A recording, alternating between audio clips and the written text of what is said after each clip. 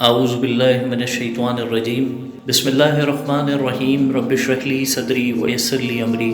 واحلل عقدۃ من لسانی یفقہوا قولی آمین یا رب العالمین۔ محرم کی 10ویں تاریخ، جس کو عام طور پر عاشورہ کہا جاتا ہے، جس کے معنی 10واں دن ہے، یہ دن اللہ کی رحمت و برکت کا خصوصی طور پر حامل ہے۔ جب تک رمضان کے روزے فرض نہیں ہوئے تھے، اس وقت تک عاشورہ کا روزہ رکھنا مسلمانوں پر فرض قرار دیا گیا تھا۔ بعد میں جب رمضان کے روزے فرض ہو گئے تو اس وقت عاشورہ کے روزے کی فرضیت منسوخ ہو گئی، لیکن حضور اقدس صلی اللہ علیہ وسلم نے عاشورہ کے دن کے روزہ رکھنے کو سنت اور مستحب قرار دیا۔ ایک حدیث میں حضور اقدس صلی اللہ علیہ وسلم نے ارشاد فرمایا کہ مجھے اللہ جل شانہ کی رحمت سے یہ امید ہے کہ جو شخص عاشورہ کے دن کا روزہ رکھے گا تو اس کے پچھلے 1 سال کے گناہوں کا کفارہ ہو جائے گا۔ عاشورہ کے روزے کی اتنی بڑی فضیلت ہے کہ آپ صلی اللہ علیہ وسلم کی حیات طیبہ میں جب بھی عاشورے کا دن آتا تو آپ صلی اللہ علیہ وسلم روزہ رکھا کرتے تھے، لیکن وفات سے قبل جو عاشورہ کا دن آیا تو آپ صلی اللہ علیہ وسلم نے عاشورہ کا روزہ رکھا، اور ساتھ میں یہ ارشاد فرمایا کہ 10 محرم الحرام کو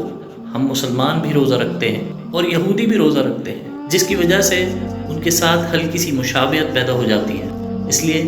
اگر آئندہ سال میں زندہ رہا تو صرف عاشورہ کا روزہ نہیں رکھوں گا، بلکہ اس کے ساتھ ایک روزہ اور ملاؤں گا، یعنی 9 محرم الحرام یا 11 محرم الحرام کا روزہ بھی رکھوں گا، تاکہ یہودیوں کے ساتھ مشابہت ختم ہو جائے۔ لیکن اگلے سال عاشورہ کا دن آنے سے پہلے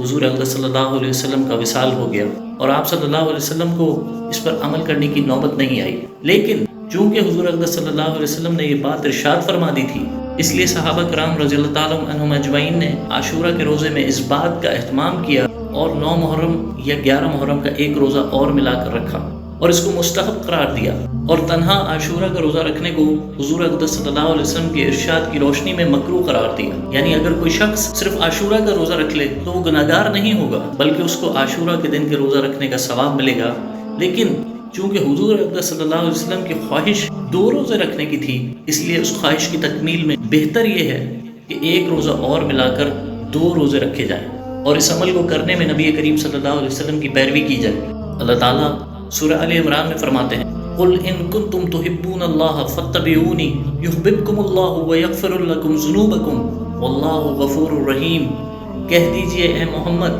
اگر تم اللہ سے محبت رکھتے ہو تو میری پیروی کرو، خود اللہ تم سے محبت کرے گا اور تمہارے گناہ معاف فرما دے گا، اور اللہ تعالیٰ بڑا بخشنے والا مہربان ہے۔ یہ آیت اس بات کی دلیل ہے کہ اگر کوئی اللہ تعالیٰ سے، نبی کریم صلی اللہ علیہ وسلم سے محبت کا دعوے دار ہے تو اس کی شرط یہ ہے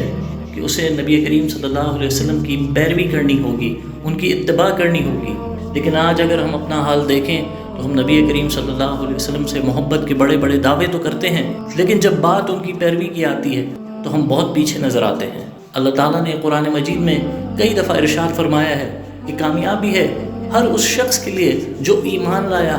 اور اس نے نیک عمل کیے۔ یعنی صرف ایمان لانا کافی نہیں ہے، بلکہ اس کے ساتھ نیک عمل کرنا بھی لازم شرط ہے۔ ان احادیث اور آیات کی روشنی میں اللہ تعالیٰ سے دعا ہے کہ اللہ تعالیٰ ہمیں نبی کریم صلی اللہ علیہ وسلم کی سچی پیروی کرنے کی توفیق نصیب فرمائے، اور اس کے ذریعے سے اپنی محبت نصیب فرمائے اور ہمارے گناہوں کو معاف فرمائے۔ وما علینا الا البلاغ المبین۔ جزاکم اللہ خیر۔